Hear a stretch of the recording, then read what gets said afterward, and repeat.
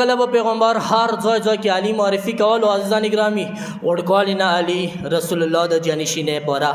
تربیت کوي. کله کله ورکې به خلکو ته اصحاب ته بیا دیا ویله صحیح اصحاب علی علیه السلام زه د خپلې جانشینۍ یو تاسو ته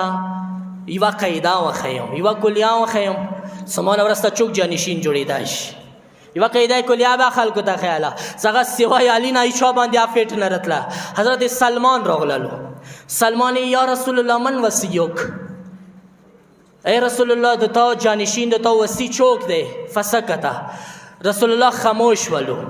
بیا یې پوښتنه وکړله ای سلمان لږ نږدې راشه. سلمان یې زه په منډو منډو پیغمبر ته راغللم لبیک یا رسول الله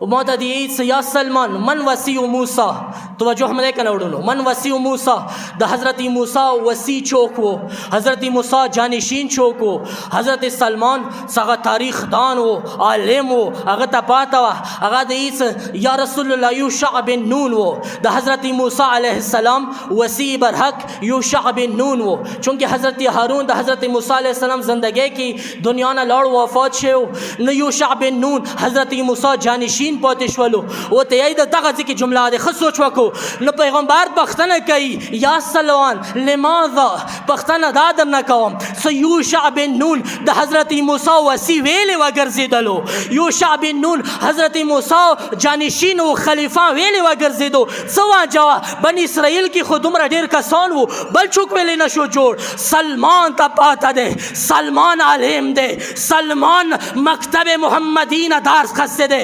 سلمان دی لأن علمهم ځکه یوشع بن نون وصی د موسی وګرځېدلو خلیفه موسی وګرځېدلو چونکه یوشع بن نون ټولو کې عالم و علم یې زیات و. نه پاس رسول الله سترګې تاو کې سلمان ته ای سلمان خپله وایه ما وصي به چوک وي. سلمان دی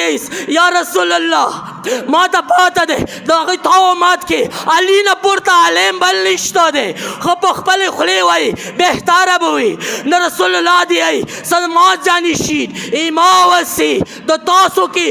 ټولو کې عالم شخصیت علی ابن ابي طالب دی ویلې صدا علی علم دومره و س ابن عباس نه پښتنه وشوه ای ابن عباس اصحابو کې علی زیات عالم و یا نور اصحابو علم زیات و ښه جمله ښه سوچ وکړلو ایس نور اصحابو علم زیات و یا علی علم زیات و ابن عباس یای تو عجیبا پختنه وکړله اره علمي و علم اصحاب محمد ایما علم و د رسول الله ټول اصحاب علم علی علم په مقابله کې داسې دی لکه و سمندرو په مقابل کې ایک وقت را کسی